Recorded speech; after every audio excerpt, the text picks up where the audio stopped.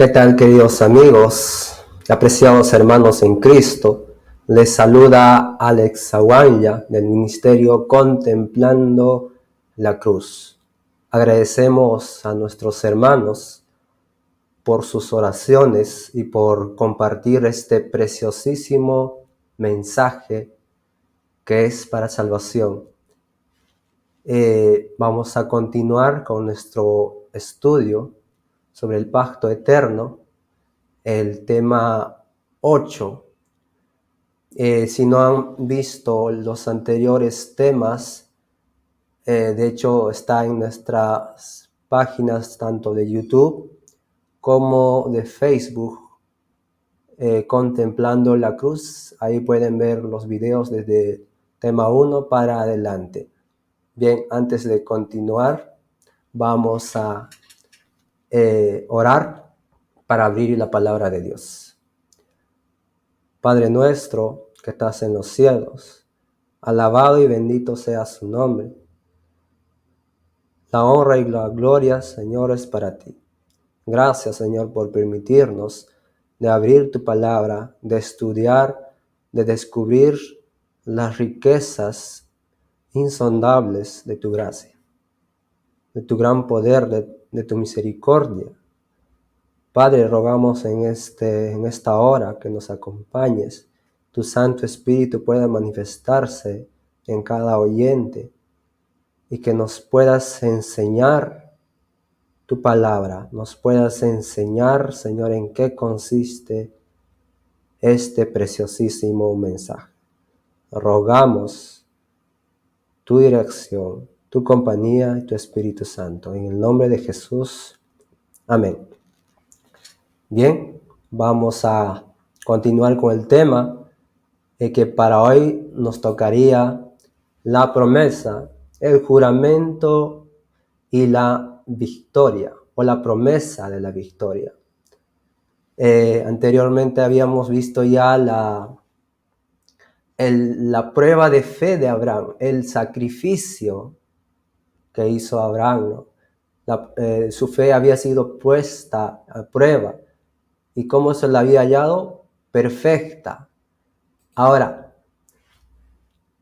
el siguiente, vamos a ver el texto de Génesis 22, 15 al 18.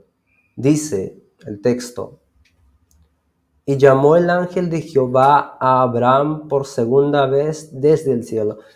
Esto es después de que Abraham pasó la prueba de que Dios le había pedido que sacrifique a su hijo. Dice, después de esto: por mí mismo he jurado, dice Jehová, que por cuanto has hecho esto, o sea, el sacrificio que Abraham hizo, y no me has rehusado tu hijo, tu único hijo, de cierto te bendeciré y multiplicaré tu descendencia como las estrellas del cielo y como la arena que está a la orilla del mar.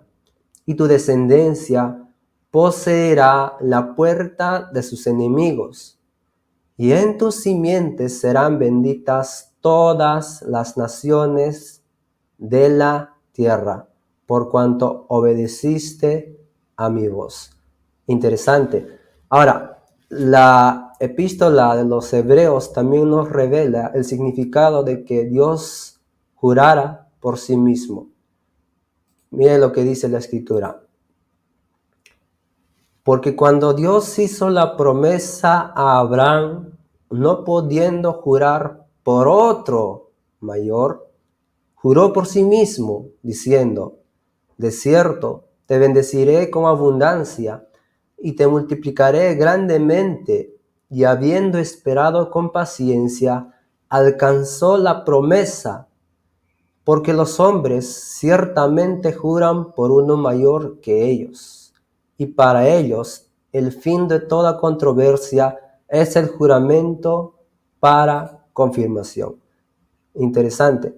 No pudiendo jurar por uno mayor, Dios juró por sí mismo. Sigue diciendo, para que por dos cosas inmutables en las cuales es imposible que Dios mienta.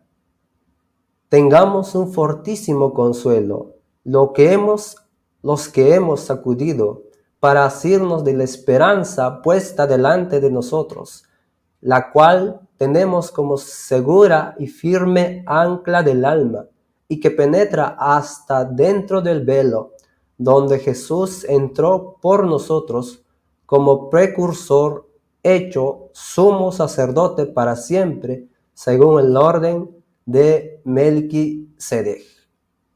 Interesante. Ahora, lo que vemos acá era que el juramento no era por causa de Abraham. Recordemos que Abraham creía plenamente en Dios sin necesitar del juramento, respaldara la promesa. Por eso es que su fe había sido probada. Su fe había sido demostrado ser perfecta, incluso antes de producirse este juramento. Ahora, si se hubiera hecho por causa de Abraham, no habría necesidad de que esto hubiera quedado registrado como escrito, ¿no? Pero era la voluntad de Dios mostrar más abundantemente a los herederos de la promesa la inmutabilidad de su consejo. Y por esta razón es que confirma la promesa con un juramento. Ahora, ¿quiénes son los herederos de esa promesa que Dios hace a Abraham? Decía el texto que tengamos, o ese juramento tenía por objeto que tengamos un fortísimo consuelo. Entonces podemos decir que fue dada por nuestra causa. Eso demuestra que el pacto hecho con Abraham nos concierne a nosotros, es para nosotros. Ahora, los que son de Cristo son simiente de Abraham, dice el texto, ¿verdad? Está en Gálatas, y herederos conforme a la promesa. Ese juramento que se hizo a Abraham, se hizo a fin de darnos ánimo al buscar refugio en Cristo. ¿Cuán plenamente muestra esta última referencia que el pacto hecho con Abraham y todas sus promesas podemos encontrar acá el Evangelio? El juramento respalda la promesa, pero nos da consuelo cuando corremos a Cristo en busca de refugio. Por lo tanto, la promesa hace referencia a todo lo que hemos de tener en Cristo. Así también lo muestra el texto de Gálatas 3:29. Y si vosotros sois de Cristo, ciertamente linaje de Abraham sois y herederos según la promesa. Interesante. Vemos acá que la promesa no se refería a otra cosa que no fuese Cristo y las bendiciones otorgadas mediante su cruz y únicamente mediante su cruz, ¿no? Y así fue como el apóstol Pablo, cuando dijo, no me he propuesto saber nada entre vosotros, sino a Cristo y a este crucificado. Está en 1 Corintios 2, 1 para adelante, creo que está el versículo 2. El apóstol Pablo dijo, no quiero saber nada entre vosotros, sino solamente a Cristo y a este crucificado, ¿no? Ahora, también puedo afirmar cuando estaba siendo juzgado, en Hechos 26:6 decía que por la esperanza de la promesa que hizo Dios a nuestros padres, por esa causa estaba siendo juzgada, ¿no? La esperanza de la promesa que Dios hizo a nuestros padres, o sea, esa esperanza es la esperanza que está puesta delante de nosotros. En Cristo, únicamente en Cristo. Y eso nos provee un fortísimo consuelo, gracias al juramento que Dios hizo a Abraham. El juramento de Dios confirmó el pacto. Ese juramento confirmó el pacto. El juramento mediante el cual se confirmó la promesa nos da un fortísimo consuelo, decía el texto, cuando nos acudimos a refugiarnos al santuario en el que nuestro sumo sacerdote, Cristo, intercede por nosotros. Y el texto dice también según el orden de Melquisedec. Ahora, por lo tanto, ese juramento fue él mismo que constituyó a Cristo para siempre según el orden de Melquisedec. Por eso el texto nos aclara en Hebreos 7:21, dice, porque los otros ciertamente sin juramento fueron hechos sacerdotes, pero Jesús, con el juramento del que le dijo, juró el Señor y no se arrepentirá, tú eres sacerdote para siempre, según el orden de Melquisedec. Por esta razón, también puede salvar eternamente a los que por él se acercan a Dios. Qué maravillosa promesa. El juramento por el que Cristo fue constituido sacerdote, según el orden de Melquisedec, fue el juramento por el que fue hecho fiador del nuevo pacto. Eso mismo nos confirma también este texto, ¿no? Por lo tanto, Jesús es hecho fiador de un mejor pacto. Hebreos 7:22. O también podemos decir el pacto eterno, ¿no? El nuevo pacto. Pero el juramento por el que Jesús fue constituido sacerdote, según el orden de Melquisedec, fue el mismo por el que quedó confirmado el pacto hecho con Abraham. Es el mismo. El pacto hecho con Abraham es en su alcance idéntico al nuevo pacto. Podemos afirmar que nada hay en el nuevo pacto que no esté en el pacto hecho con Abraham. Y nadie va a ser jamás incluido en el nuevo pacto a menos que sea un hijo de Abraham mediante el pacto que se estableció con él. Qué maravilloso consuelo pierden quienes no perciben el Evangelio, quienes no aceptan el Evangelio. Es la promesa de Dios a Abraham, el fortísimo consuelo, ¿no?, que nos da el juramento de Dios radica en la obra de Cristo como sumo sacerdote. Ahora el texto dice, Hebreos 2:17, por lo cual debía ser en todo semejante a sus hermanos, para venir a ser misericordioso y fiel sumo sacerdote a lo que a Dios se refiere, para expiar los pecados del pueblo. Ser semejante a sus hermanos, misericordioso y fiel sumo sacerdote, ¿no? Él es el que nos da el fortísimo consuelo. Ahora, como sacerdote, presenta su sangre mediante el cual tenemos redención.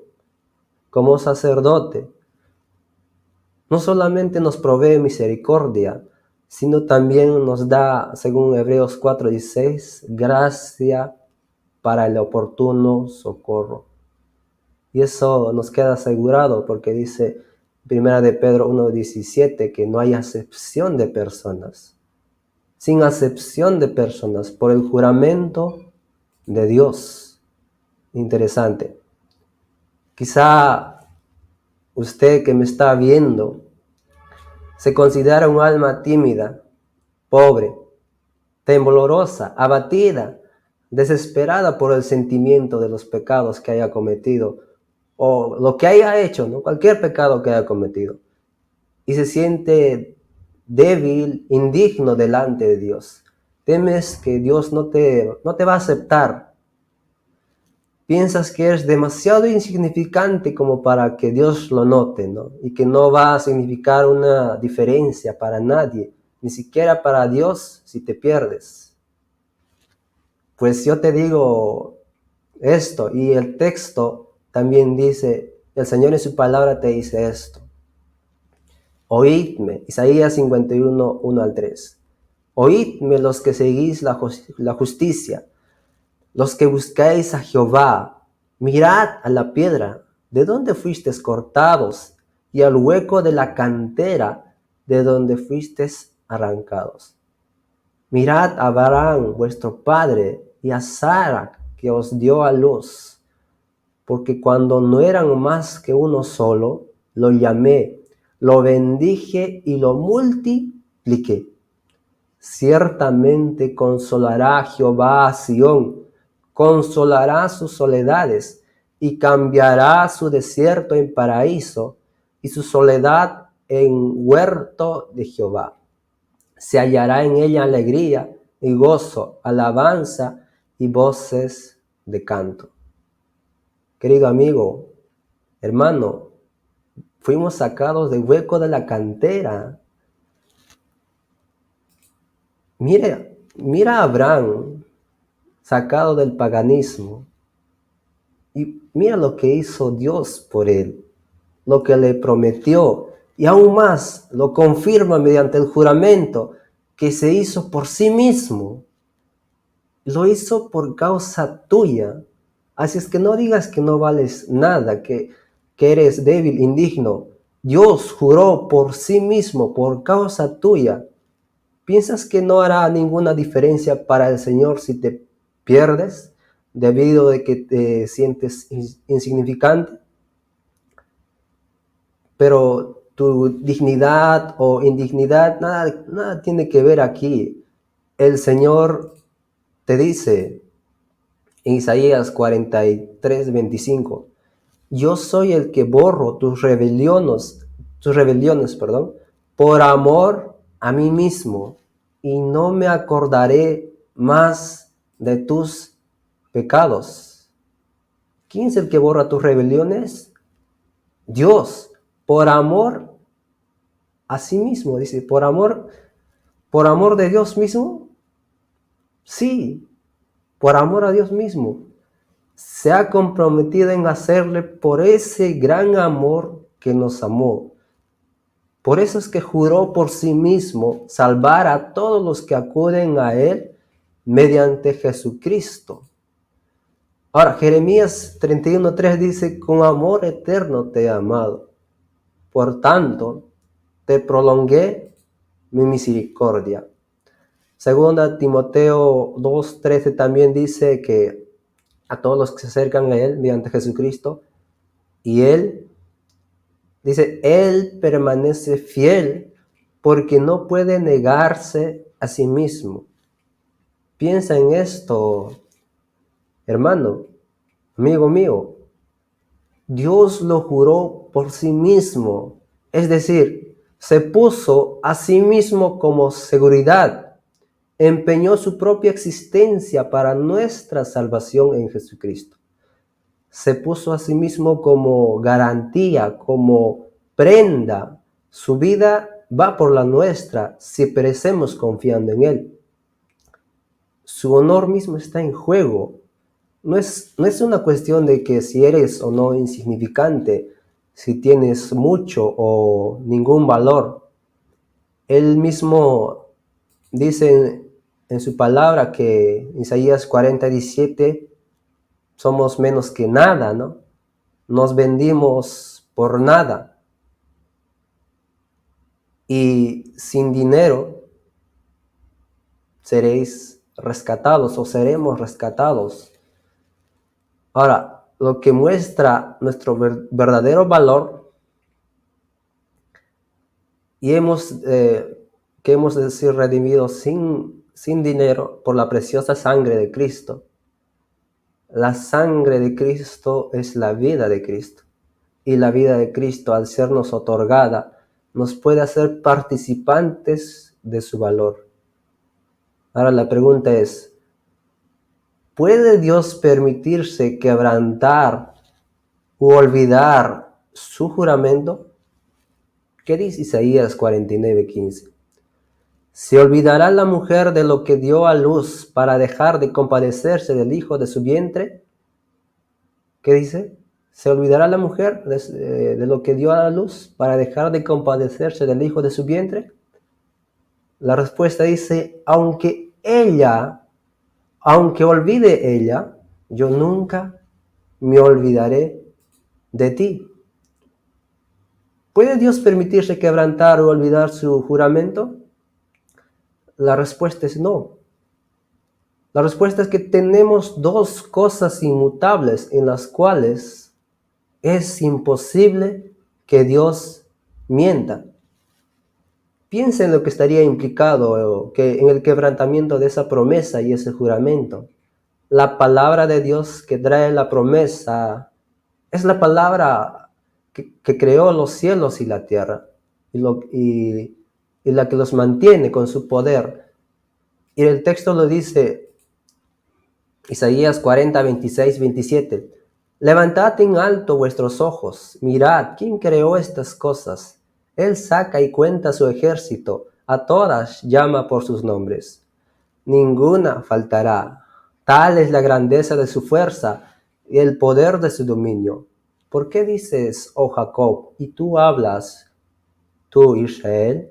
Mi camino está escondido de Jehová, y de mi Dios pasó mi juicio. Hermanos, si Él mantiene todas estas cosas, el ejército del cielo, ¿te das cuenta cuán precioso eres para los ojos de Dios? Ahora, el Señor mantiene los cielos, toda su creación Él mantiene. Todas las cosas que creó, los mantiene y permanece para siempre, ¿no? Con su poder. Ahora, citando Pedro, ese mismo dijo, mas la palabra del Señor permanece para siempre. Y esta es la palabra por el Evangelio, y esta es la palabra que por el Evangelio os ha sido anunciada. Es la palabra de Dios en Cristo, la que sustenta el universo y mantiene en su lugar las innumerables estrellas, todo el universo, ¿no? Todas las cosas subsisten en él, dice Pablo en Colosenses 1:17. Imagínate, hermano, si él fallara, en su palabra, si él fallara, el universo se colapsaría. Pero Dios no es más seguro que su propia palabra, puesto que está respaldada por su juramento. Dice que ha puesto su misma existencia como prenda o como garantía de su cumplimiento de su palabra. Si su palabra fallara, el más humilde de los habitantes, si su palabra fallara, al más humilde de los habitantes de la tierra, ¿te imaginas? Él mismo resultaría arruinado, deshonrado y destronado. El universo entero se sumiría en caos y desesperación y la aniquilación. Sería un total desastre. Pero vemos que la palabra de Dios permanece fiel. Así el peso de todo el universo pues está asegurada en la balanza de salvación, para asegurar la salvación de toda alma que procure en Cristo. El poder manifestado en ello es el poder comprometido en el auxilio del necesitado. Por tanto tiempo como exista la materia, el universo, será segura la palabra de Dios. Es segura la palabra de Dios. Ahora, Salmos 119, 89 dice, para siempre, oh Jehová, permanece tu palabra en los cielos. Para siempre. Sería una trágica pérdida para ti si te pierdes tu salvación. pero sería una pérdida aún mucho más trágica para el Señor si te pierdes por su falta. ¿Te imaginas cómo quedaría Dios? ¿Cómo quedaría su palabra? Por tanto, Dios, dice las Escrituras, es fiel. Ha dado todo para tu salvación. Todo el cielo ha dado el tesoro más precioso, que es Cristo Jesús. Su juramento, su pacto, su sangre me sostendrán en la inundación. Cuando todo se hunde a mi alrededor, Él es mi roca de los siglos, dice un himno, ¿no? Ahora, hay algo interesante que aún no hemos tocado, es la promesa de la victoria. Decía el texto, la última parte, ya leímos, la última parte dice, y tu descendencia poseerá la puerta de sus enemigos. Esto pues merece un estudio cuidadoso, pues significa la consumación del Evangelio. Ahora, no hay que olvidar que Gálatas 3, 16, 29 dice, ahora bien, a Abraham fueron hechas las promesas y a su simiente, ¿no? No dice y a las simientes, como si hablase de muchos, sino como de uno, y a su simiente, la cual es Cristo. El versículo 29. Si vosotros sois de Cristo, ciertamente linaje de Abraham sois y herederos según la promesa. Ahora, los descendientes o la descendencia de Abraham, la descendencia de Abraham es Cristo. Y los que son de él y no otra cosa, ¿no? O sea, la simiente de Abraham es Cristo y los que son de él. No hay otra cosa, ¿no? En la Biblia en ninguna parte establece otra descendencia distinta de Abraham, o sea, que haya salido otra descendencia de Abraham, ¿no? Aparte de Cristo. Por lo tanto, la promesa de Abraham significa que Cristo, o sea, su descendencia con los suyos, se van a adueñar de la puerta de sus enemigos. Y esto es únicamente así, ¿no? El pecado entró en el mundo por un hombre. La tentación vino mediante Satanás en el huerto del Edén. Satanás es el enemigo de Cristo, lo sabemos todos. Satanás y sus huestes son los enemigos de Cristo y de todo lo que tiene que ver con Cristo, o sea, de sus seguidores, de los cristianos, ¿no? De todos los que son hijos de Dios. Son los enemigos de todo bien, Satanás y sus ángeles, ¿no? Y de todo bien y de todo hombre, son enemigos de eso.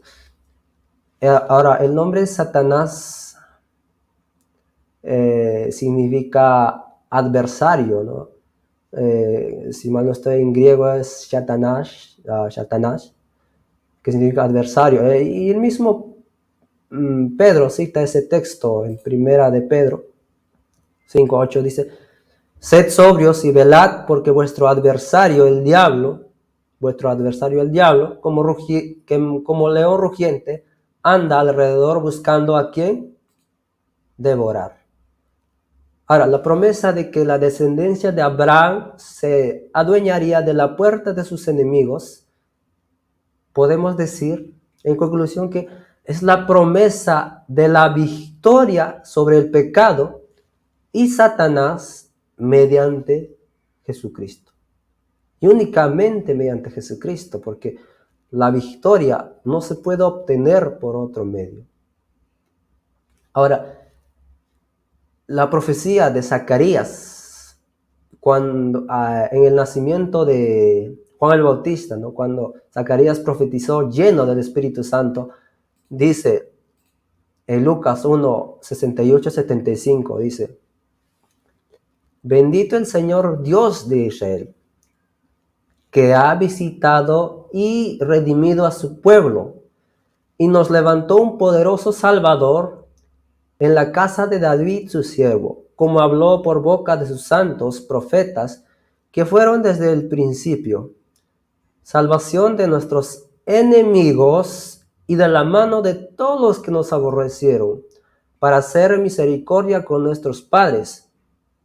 Y dice, y acordarse de su santo pacto, del juramento que hizo Abraham nuestro padre, que nos había de conceder que, librados de nuestros enemigos, sin temor le serviríamos, en santidad y en justicia delante de él todos nuestros días. Estas palabras fueron pronunciadas en ocasión del nacimiento de Juan el Bautista, el precursor de Jesús, el que preparó el camino, y son una referencia directa a la promesa o el pacto, ¿no? Y el juramento que estamos actualmente estudiando. Fueron inspiradas por el Espíritu Santo, por lo tanto estamos siguiendo la conducción del Espíritu Santo cuando afirmamos que la promesa de enseñorearnos de las puertas de nuestros enemigos significa la liberación del poder de las huestes de Satanás. Ahora, cuando Cristo envió a los 12, les dio poder y autoridad sobre todos los demonios, ¿verdad? Ese poder había de acompañar a su iglesia hasta el final del tiempo, ¿no? Hasta el fin de los tiempos. Y Cristo mismo dijo en Marcos 16, 17, estas señales seguirán a los que creen en mí, a los que creen, en mi nombre echarán fuera demonios. Ahora, también afirmó, y el que en mí cree, las obras que yo hago, él también las hará, y aún mayores hará, porque yo voy al Padre. Está en Juan 14, 16, ¿no? Ahora, pero la muerte vino por el pecado, ¿verdad? Y Satanás es el autor del pecado. Tiene el poder de la muerte. Escuchamos una teología muchas veces derivada del paganismo, ¿no? Donde nos dicen que la muerte es un amigo, pero todo cortejo fúnebre y toda lágrima derramada por un difunto proclaman que la muerte es un enemigo. No podemos llamarlo a la muerte un amigo, ¿no? Porque hay lamento, lloro, tristeza por cuando perdemos a un ser querido. Y así lo declara la Biblia, habla de su destrucción. Ahora, y hablando de los hermanos y a los hermanos, Pablo, en 1 Corintios 15, 22 al 26, dice, porque así como en Adán todos mueren, también en Cristo todos serán vivificados, pero cada uno en su debido orden. Cristo, las primicias, luego los que son de Cristo, en su venida, luego el fin, cuando entregue el reino al Dios y Padre, cuando haya suprimido todo dominio, toda autoridad y toda potencia. Porque preciso es que Él reine hasta que haya puesto a todos sus enemigos debajo de sus pies. Y el postrer enemigo que será destruido, ¿quién dice que es? La muerte. Eso nos dice que el final se da al venir el Señor. ¿Y cuando eso tiene lugar? Cuando todos los enemigos de Cristo habrán sido puestos bajo sus pies, de acuerdo con la palabra que acabamos de leer, la palabra del Padre y el Hijo. Y Ahora, también dice algo similar, Salmos 110:11, dice, Jehová dijo a mi Señor, siéntate a mi diestra hasta que ponga a tus enemigos por estrado de tus pies. Interesante. El último enemigo que va a ser destruido es la muerte. Ahora, el apóstol Juan, o el apóstol amado Juan, contempló en visión a los muertos, grandes y pequeños, compadeciendo ante Dios para ser juzgados en el último gran día. Aquellos cuyos nombres, ¿verdad?, no estaban escritos en el libro de la vida o en el libro del Cordero, dice el apóstol, que fueron echados en el lago del fuego. Apocalipsis 20:14, y bueno, el versículo 6 más, dice, y la muerte y el Hades fueron lanzados al lago del fuego. Esta es la muerte segunda. Bienaventurado y santo el que tiene parte en la primera resurrección. La segunda muerte no tiene potestad sobre estos, sino que serán sacerdotes de Dios y de Cristo, y reinarán con él 1000 años. Interesante. Ahora, la promesa que leímos al principio de Génesis, tu descendencia se adueñará de la puerta de tus enemigos, no puede cumplirse sino tras haberse producido la victoria sobre todos los enemigos por parte de la totalidad de la descendencia. Cristo ha triunfado y nosotros podemos ahora mismo dar gracias a Dios, quien nos da la victoria. 1 Corintios 15:37 dice, más gracias sean dadas a Dios que nos da la victoria por medio de nuestro Señor Jesucristo. Pero la batalla aún no ha terminado, ni siquiera para nosotros. Hay muchos que serán vencedores por fin, pero que aún no se han alistado bajo la bandera del Señor. Algunos que hoy son suyos pueden abandonar la fe, pueden apostatar de la fe. Así la promesa abarca nada menos que la consumación de la obra del Evangelio, la resurrección de todos los justos, o sea, los hijos de Abraham, los hijos de la fe o la fe de Cristo en Jesús, y la recepción de la inmortalidad de la segunda venida de Cristo. Ahora, Romanos 8:10-11 dice, pero si Cristo está en vosotros, el cuerpo en verdad está muerto a causa del pecado, mas el espíritu vive a causa de la justicia. Y si el espíritu de aquel que levantó de los muertos a Jesús mora en vosotros, el que levantó de los muertos a Cristo Jesús, vivificará también vuestros cuerpos mortales por su espíritu que mora en vosotros. Pues vemos que la esperanza de la promesa hecha a Abraham era la resurrección de los muertos en la venida del Señor.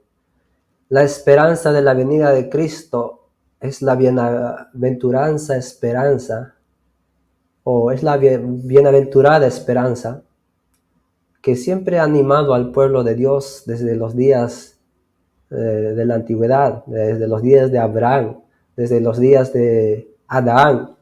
Eso fue siempre la esperanza de los hijos de Dios. Muchas veces decimos a menudo que todos los sacrificios señalaban hacia Cristo y son casi igual con frecuencia. Olvidamos lo que implica esa afirmación.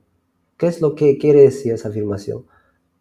No puede significar que señalaban al momento, o sea, al futuro, en que fuera a obtenerse el perdón de los pecados, puesto que todos los patriarcas tuvieron a su alcance ese perdón tanto como la pueden tener cualquiera tras la crucifixión de Cristo. Se citan especialmente a Abel, Enoch, entre muchos, ¿no? De entre la multitud de quienes han sido justificados por la fe.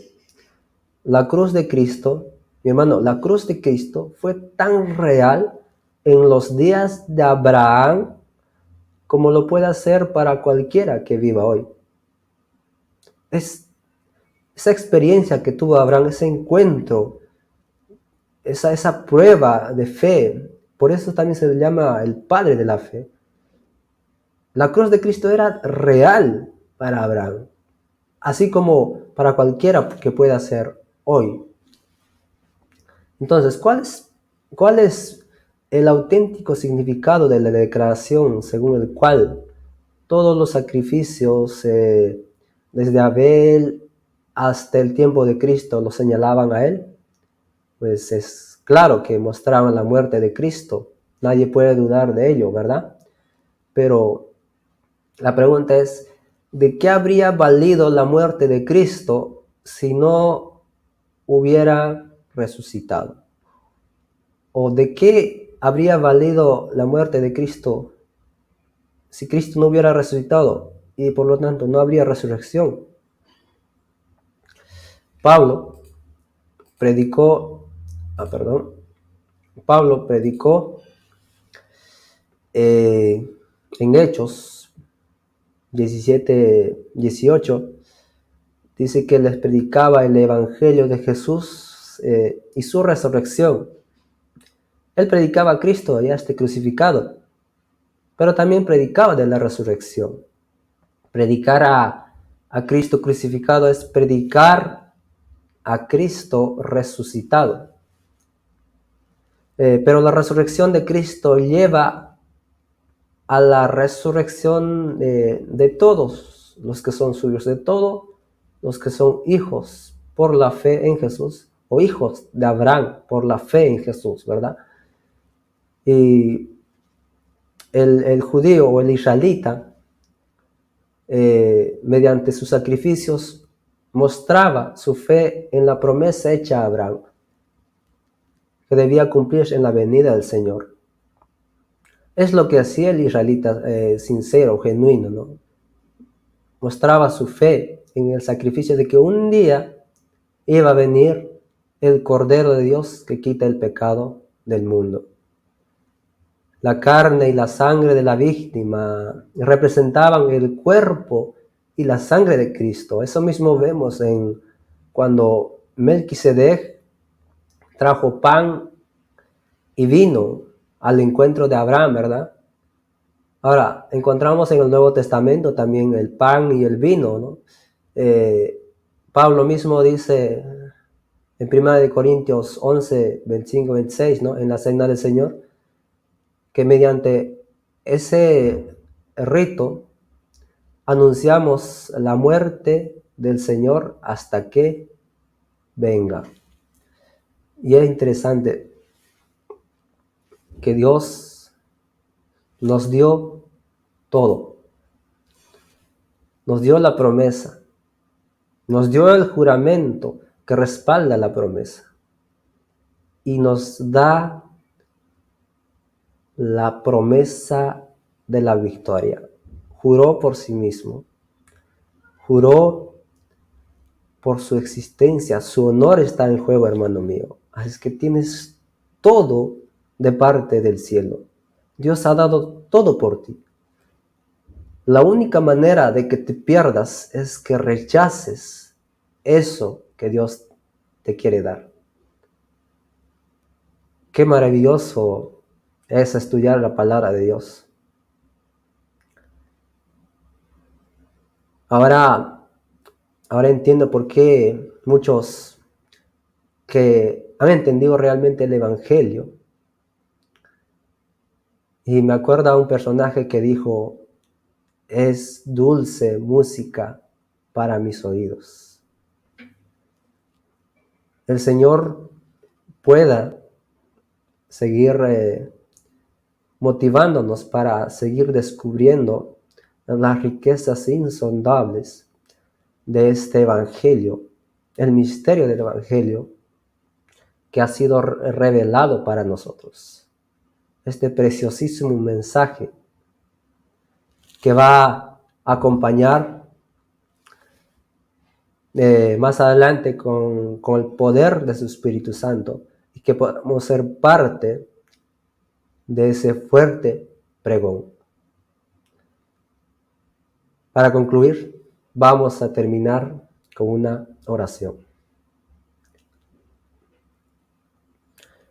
Padre nuestro que estás en los cielos, te agradecemos por tu palabra, te agradecemos por las promesas, por el juramento que hiciste, Señor, no por causa de Abraham, sino por causa nuestra. Nos dice todo para nuestra salvación.